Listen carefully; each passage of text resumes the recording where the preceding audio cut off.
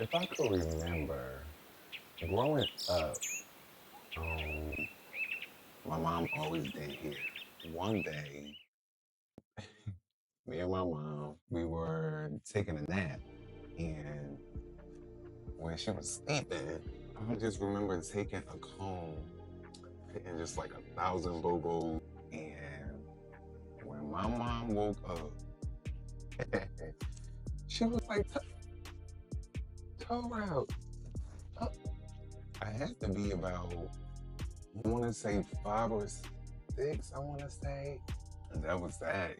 As I got older, my mom would do everyone's hair in the neighborhood, or either from work or from, places I ain't even know about because, I'm young. One person for sure that was at the house consistently getting their hair done was my auntie. Hey, auntie. Um, I can recall this one time. I believe at the time my aunt was a bouncer at this club called Brokers. If you are from New Jersey, you know Brokers. Brokers was that club on Evergreen. Mm. My aunt was a bouncer there, and she came to the house one day. I think it was about an hour before she had to be at the club. So my aunt sat there and I just watched my mom. I think my aunt wanted like a ponytail with a Chinese bag. And my aunt had a little outfit on and she went out that door to work. Now this is 2002, 2003. I'm in middle school, so this is 7th and 8th grade. I want to say the middle of me being in 8th grade, I started doing my friends' hair. At the time, the hairstyle was either straight backs in the front, or you had the island irisons in the front, and then you had the silk press in the back. And if you wanted like that extra length in the back, you added some little skip tracks in the back. Baby, by the time I got to 9th grade, my best friend at the time, I was practicing on her. I was doing her hair, and then when my mom got tired of doing my sister hair and my brother's hair, I was doing their hair too. Everything. By 10th grade, I'm in the phase where I'm doing quick weaves, I'm doing ponytails, I'm doing that in the house, and the people started noticing, "Oh, who did your hair? Oh, Terrell did my hair. Terrell did it." Only the people who were closest to me. Because I used them for practice. Anything that I wanted to do, I used them for it. I graduated 2007. I graduated. By the fall of 2008, I was enrolled in cosmetology school.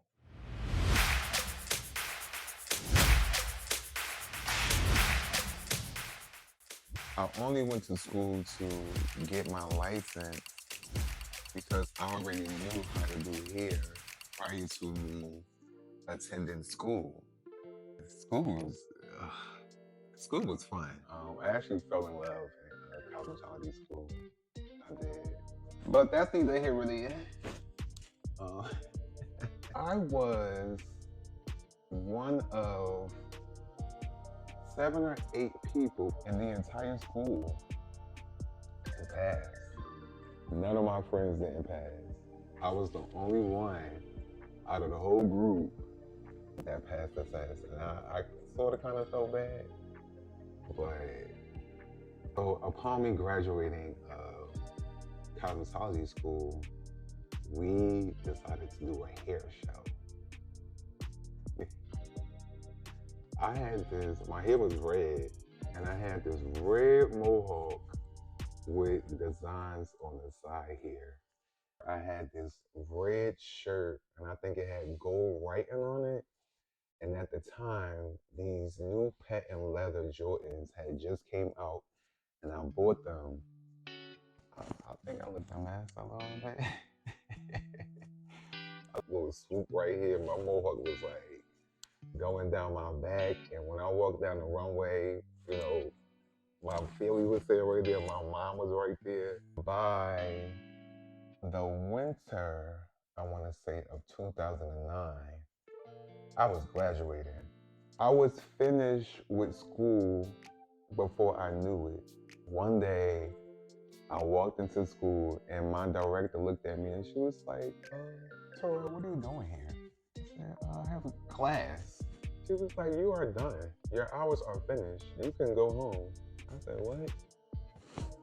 Man, the good times. I was like, I'm out. Baby, I was out of here. Boom, bam, slam. Boop, home run, baby. I was out of here. What's next? What am I going to do? Like, what am I going to do? I made an account for Model Mayhem. I'm building up my portfolio, you know, I'm getting this job, that job. I'm just meeting like different photographers and models. By March of 2010, I was enrolled in makeup designery.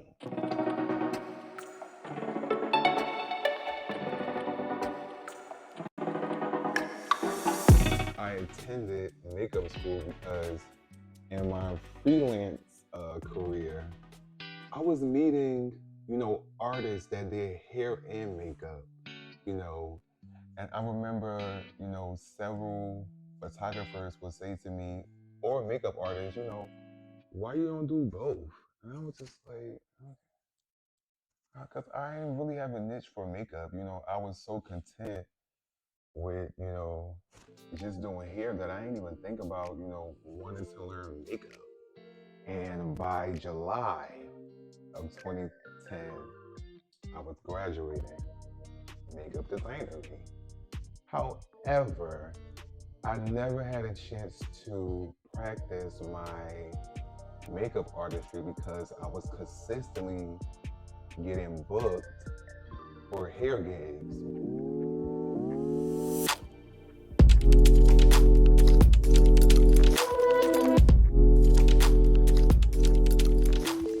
There's one particular gig that I booked. It was with a hair company called Isis Collections.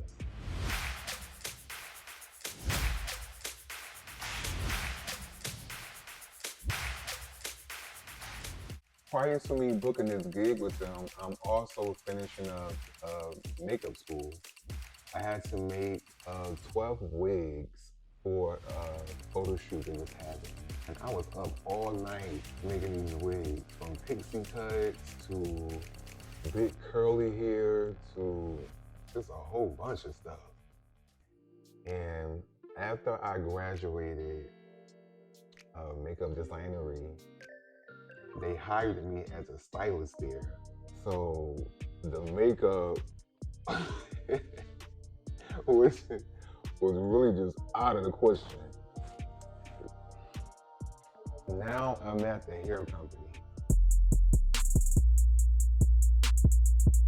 When I started with Isis Collections, my position was to design mannequins. Now, if you go inside of your local or any beauty supply store and you see the hard mannequins there with the hair glued down to it, I was making those and designing the hair on top of it. Yep. I was in a back warehouse with some amazing people. What the?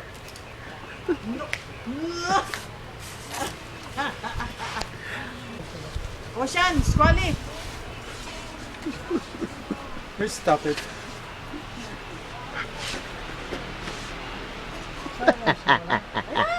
Stop it, Squally.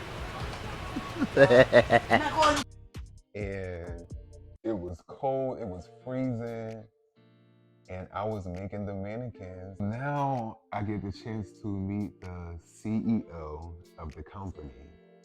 I'm slowly but surely moving from the warehouse to the inside. In meetings, trying to figure out if this here was good, if this here was bad. It went from that to me now doing our state promotions.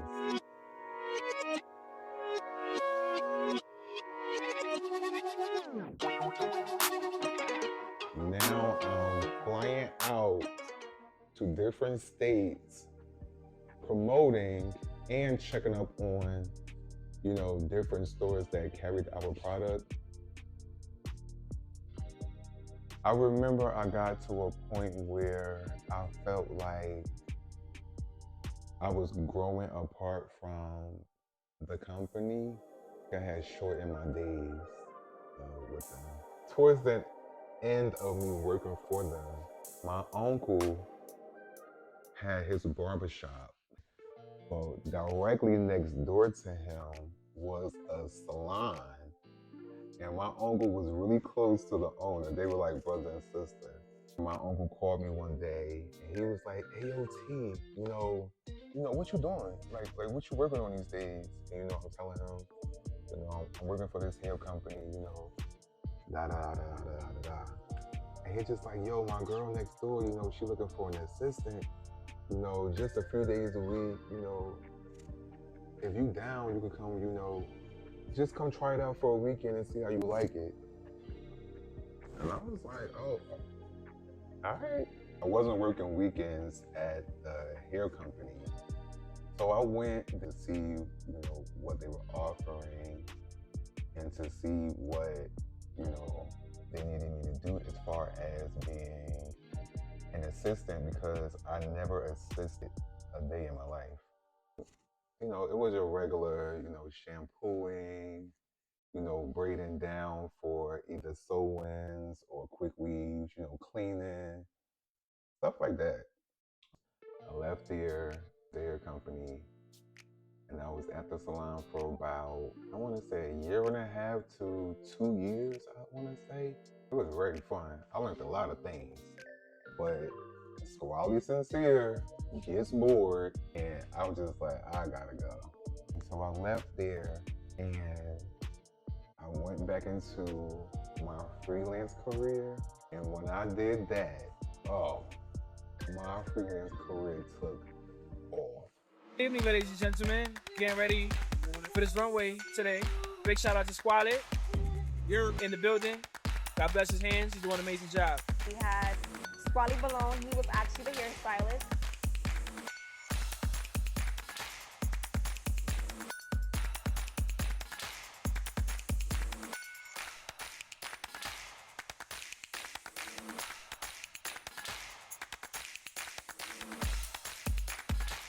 Now I'm at, I believe, 2 or 3 photo shoots a week. I did Uptown Fashion Week twice, and I was so excited about doing Fashion Week that I took my picture with the flyer of the fashion show. I'll put them together and I will post them.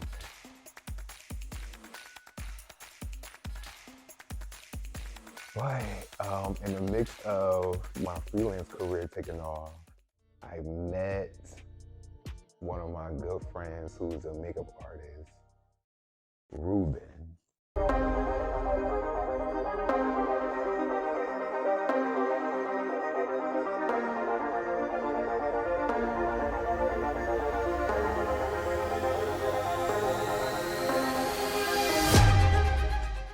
Everyone called him Ruben, and I called him Rue. Ruben was from Paterson, New Jersey.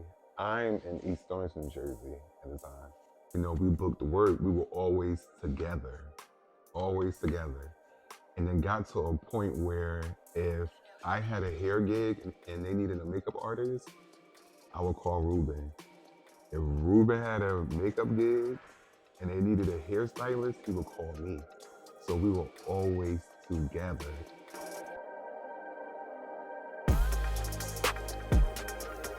Even with Uptown Fashion Week, Ruben was on makeup, I was on hair. We was always together. That was my boy. That was my boy.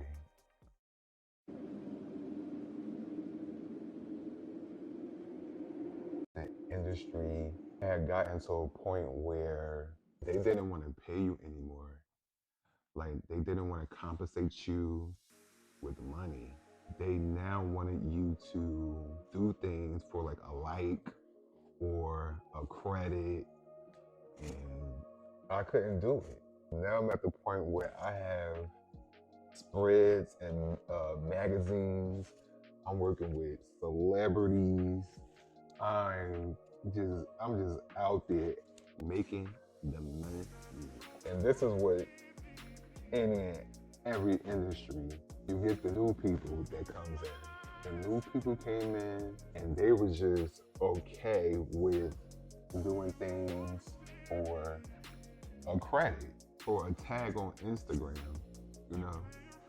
So they just made that whole thing okay. And I always said, I am not a salon stylist. I always said this my entire freelance career.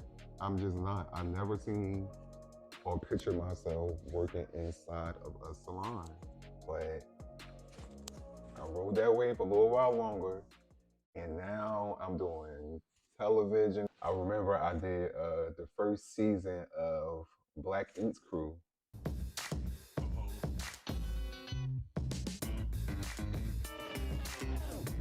Let me paint the picture for you. We at the fashion show. They have the regular models, and they have, you know, your celebs. You came backstage where we were doing the hair and makeup, and they went, oh, we need 2 people to do Duchess and Sassy. I'll do it. What could I do to this girl here that's not gonna take a lot of time? I just start rapping. Now, if you watch the clip, they don't show me doing that part, but you can see me behind the scenes working.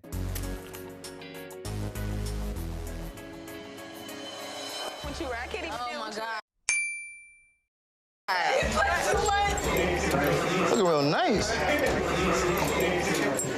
Got a little makeup. I ain't never seen you with makeup on. And she just had this big, you know, thick moon of dreads. It's like wrapped in a circle. And then I did another show, I think it was called Mikey Saves the Date. It was a wedding special. And the show just was coming, so much fun. It had gotten to a point for me where I just couldn't do it. I left and I got into, I went into salon work.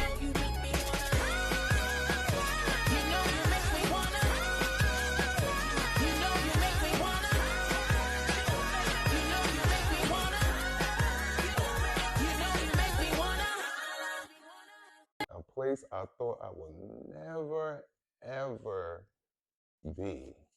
But there I was. But Rue stuck with it. Eventually, Ruben got his big break. Ruben became the makeup artist for Emily B. So eventually, our togetherness just like fading. We barely talk like that anymore. We really contacted one another to see, you know, how we were doing. One day, I was at work.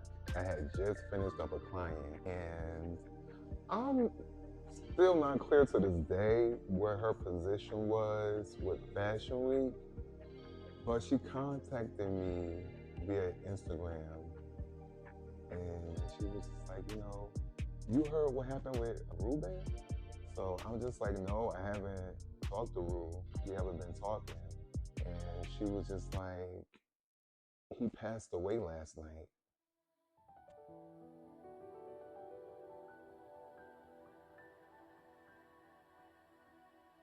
I'm just, wait. I'm just like, wait. I'm just like, what happened? She was just like, I don't know. His best friend had posted on social media that he passed away. It hurt me so bad. So I contacted his best friend. I heard what happened with Rue. Please just keep me in the loop about the funeral arrangements. That night or the day after, it's like, we're having his service on Saturday at, I believe it was a late service, 6 or 5 or 6. Couldn't make it to the service. I cried so hard because that was my friend. That was my friend.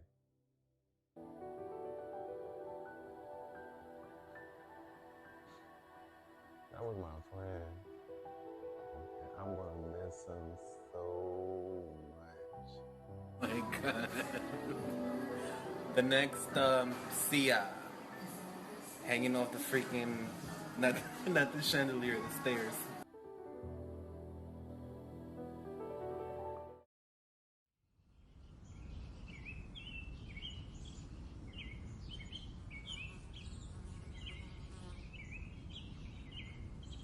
So for those of you who don't know, I'm a second generation hairstylist. My mom was a hairstylist and I became a hairstylist. I also, at the time, had 2 uncles who were barbers. But however, me and my mom were 2 different stylists. So my mom was the stylist, the natural stylist that did natural hair. She did twist outs, she did box braids, she did dreadlocks, she did crochets, like that type of stylist. I'm the stylist that did sew-ins, I did the quick weaves, I did today what they call the silk press. We were a team. My mom was the hairstylist.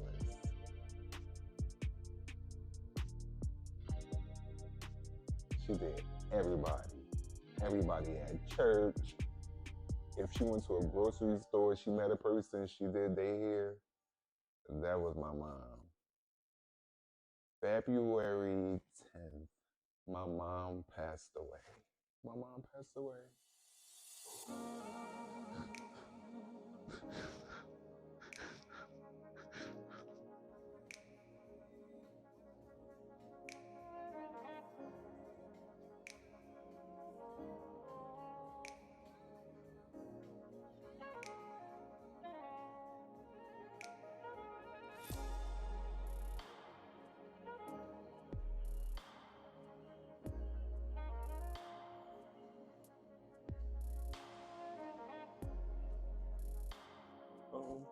My mom was, everybody loved my mom.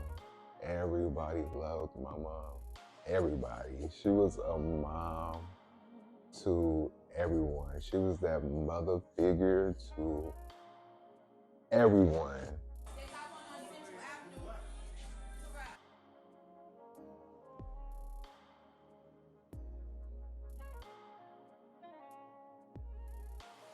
Her children that wasn't even hers, her friends.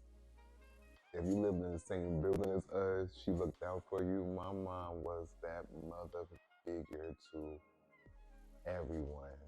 When I had a hard day at work, she was the only one who I could relate to. I would call her and I'm like, Mom, let me tell you what happened with this client. She was like, you need me to come up there? You need me to come up there? Because I will come up there.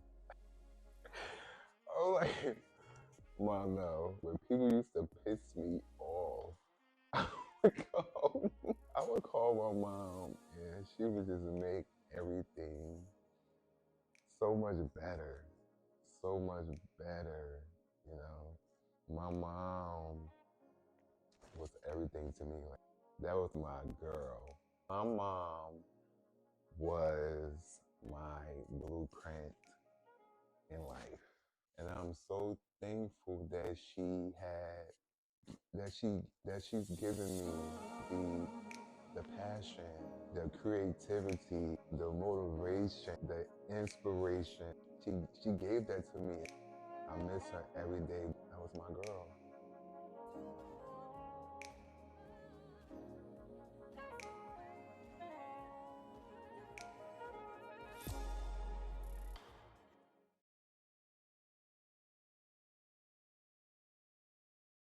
Now, currently.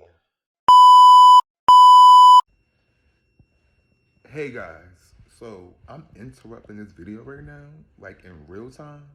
Like real time. Like my time right now is your time. Currently, your boy is a salon suite owner. That's what's currently going on. So I'll be dropping that booking info real soon. So be on the lookout for it. You heard? Anyway, back to this video.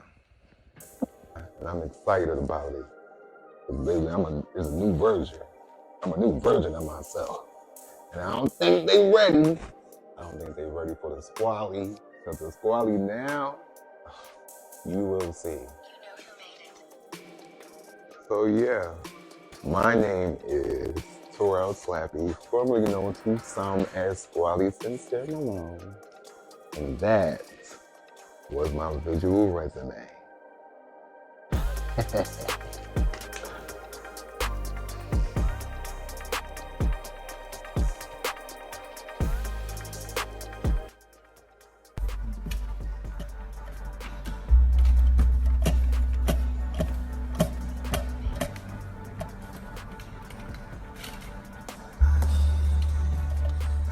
$1,300, man.